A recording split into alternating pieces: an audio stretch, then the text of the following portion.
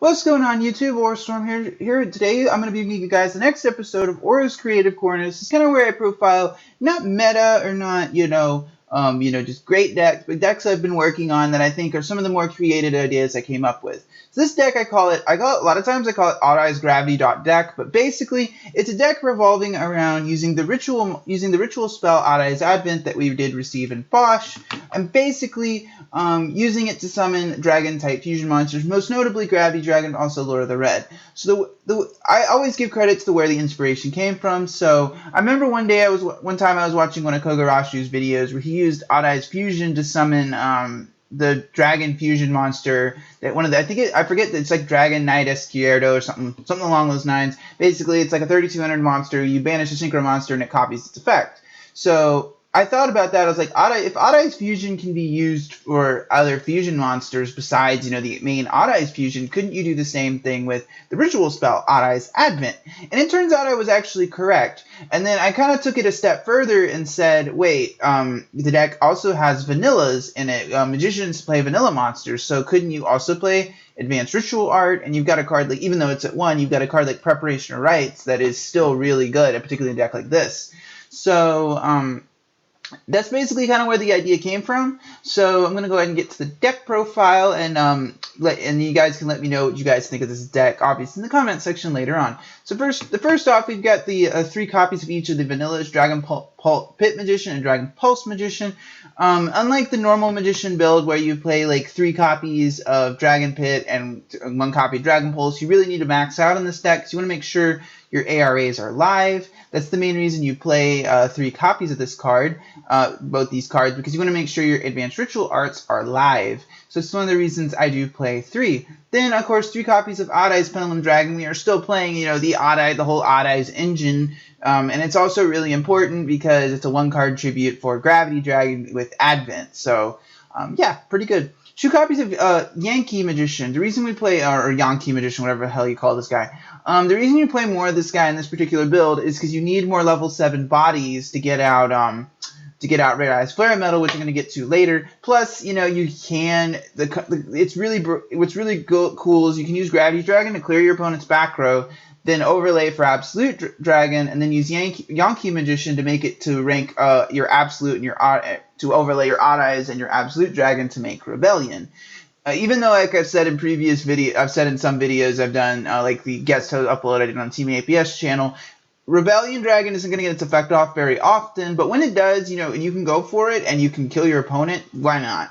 So that's why I play 2 Yankee Magician in this particular build. Then 3 copies of Oath Dragon Magician. Oath Dragon is obviously, I've said it in previous video. Oath Dragon is the best card, one of the best magician monsters. And in this particular build, it's really important because one of the cool it recycles the monsters you pitch to the graveyard with Advanced Ritual Art. So it's really important that you can. One of the cool things you can do is you can dump one of these to summon Gravity or Lord of the Red, and then recycle the monster you just dumped to the graveyard. So that's really good. Then 1 copy of Skullcrobat Joker. Even though you do have the Monjus in here, I still think you need to have both, and you need to have both cards in any kind of Odd Eyes engine, and both cards are still really important. Then 3 copies of Wisdom Eye Magician. Again, this is Magicians, and this card is amazing, so you play 3. Then for some of the ritual support, 3 copies of Manju. This should be old hat to any of you guys who played ritual decks. You played 3 Manjus. Manju's really important because it searches your ARA, it searches your Advent, it searches your Lord of the Red, and your Gravity Dragon. So it's really good.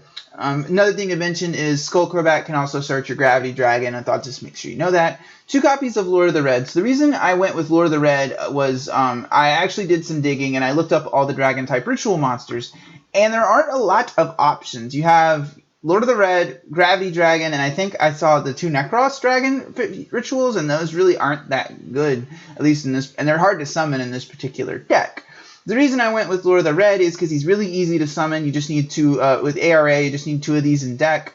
And the reason I love this card, particularly in a deck like this where you have pendulums, is that you can put a card in the pendulum zone and then activate its effect. Like a great example is like one duel I had on stream the other day was I activated Dragon Pit's effect to pop his face down, and then I activated Lord of the Red's effect to pop his monster. So that's what I really like about this card, is it's not only can you self-trigger it, but the fact that it can pop a monster once per turn whenever an effect is activated and pop a spell is really, really good. Then 3 copies of Odd Eyes Gravity Dragon. Like I said in previous, like if you're gonna play Gravity Dragon, you have to build a complete deck around the card because the card does in the actual deck it creates a lot of bricking stuff. So that's why I have the deck built this way. Jury can get a little clocky sometimes, but, you know, again, we're building the deck around this card, so we're playing it. The fact that it's a giant True Nade just for our opponent when it hits the field and they can't do anything about it. And on top of that, it's basically like a chain energy. Every time they activate an effect, they have to pay life points, which is really good. Now for the spells, 3 Pendulum Calls should be, old hat. You search out you pitch a card, search a scale. Should kind of self-explanatory. 1 Terraforming for searching our Sky Iris. 1 copy of Preparation Rites. Even though this card is at 1, it's still incredibly good in this deck because you can search out a Gravity Dragon and recycle any of your spell cards, which is really, really good. As long as, I wish this card was at multiples, but it's not. But it's still really good in this deck. 2 copies of Odd Eyes Advent. So this is kind of like the ritual version of the fusion spell. So you can use it to ritual summon any dragon type monster, but you must also tribute pendulum monsters, which is the key part. You cannot tribute Manju with Odd Eyes Advent. I'd just like to throw that out there. But if your opponent controls 2 or more, but it also summons a dragon type ritual monster from the hand or graveyard. So if your Gravity Dragon or Lord of the Red is sitting in the graveyard, you can simply activate Advent and summon it from the grave, which is really good.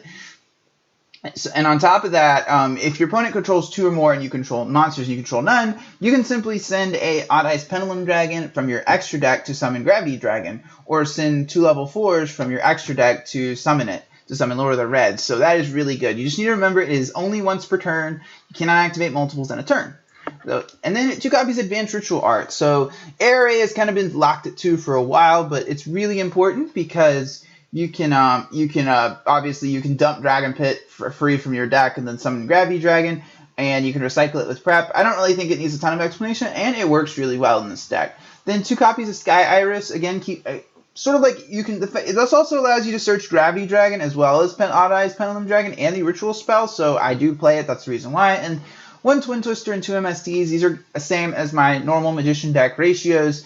And I actually like these ratios. I don't find the need. I just think that these actually work. The reason I don't play Wavering in this deck is I don't really have the room. If I had the room, I would play it, but I just don't. And I don't play that many Pendulum monsters if you really look at it.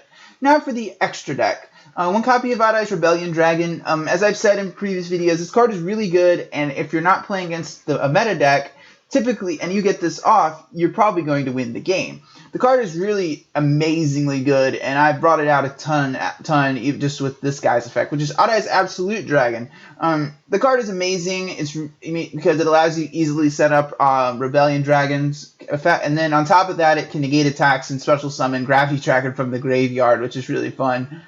Then 2 copies of Red Eyes Flare Metal Dragon. The reason I play 2 in this particular build is because obviously, if you guys haven't seen it already, there's a really funny lock where if you put Flare Metal and Gravity Dragon on the field at the same time, your opponent has to pay every time they activate a card, they have 1,000 life points. It's going to cost them 1,000 life points. So if you have these both cards in the field, even if your opponent has a full life, they only have 8 moves to clear your field, which that lock is incredibly good. So that's why. Then number 11, Big Eye. Big Eye, steals monsters and takes them for free. So if your opponent has a beefy monster, just steal it. Pretty good.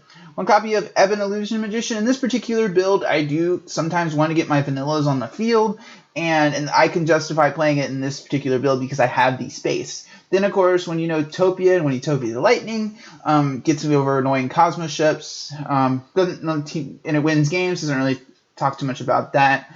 1 Dark Rebellion. I still like Dark Rebellion in this deck because, sort of like with Lightning, it gives me an out to annoying monsters. 1 copy of Trapeze Magician because it opens up a lot of OTKs, and it's also protects you from burn damage, which can be relevant if you're playing something like Monarch FTK and the like. Being able to protect yourself from burn damage that's not over 2,500 is pretty good. And the other key thing to remember is that, at least in the case of I'm not sure if it's over 2,500 in the case of Magical Explosion, but stopping burn damage is not bad, and being able to make a monster attack twice is really good. 1 copy of Karen Gorgon. Even though we do have Pendulum Call and Sky Iris protect our scales, I still like having Karen Gorgon in the extra deck. It'll always be one of my favorite rank 4s for that reason. Being able to redirect cards that target is never really bad. 1 copy of Arc for getting rid of monsters that we don't want to give back to our opponent. A great example is something like Ignister. Against Draco Pals, if you just spin their Ignister back to Castell, they are just going to remake it on the next turn, so you are much better off 101ing it. 1 copy of Castell, even though Castell can do things 101 can't, mainly like floodgates and annoying, monsters that you have trouble getting rid of that you don't mind putting back in your opponent's deck. And then lastly, 1 copy of Magister Paladin. This is here because it gives us a first turn play that advances our game state, and that's always good. So anyway, guys, as always, I thank you guys for watching my video today. Really appreciate it when you guys watch my video. Tune in on Tuesday, Thursdays, and Fridays for more Yu-Gi-Oh content. If you like what you saw in this video, please subscribe. Orstorm, signing out.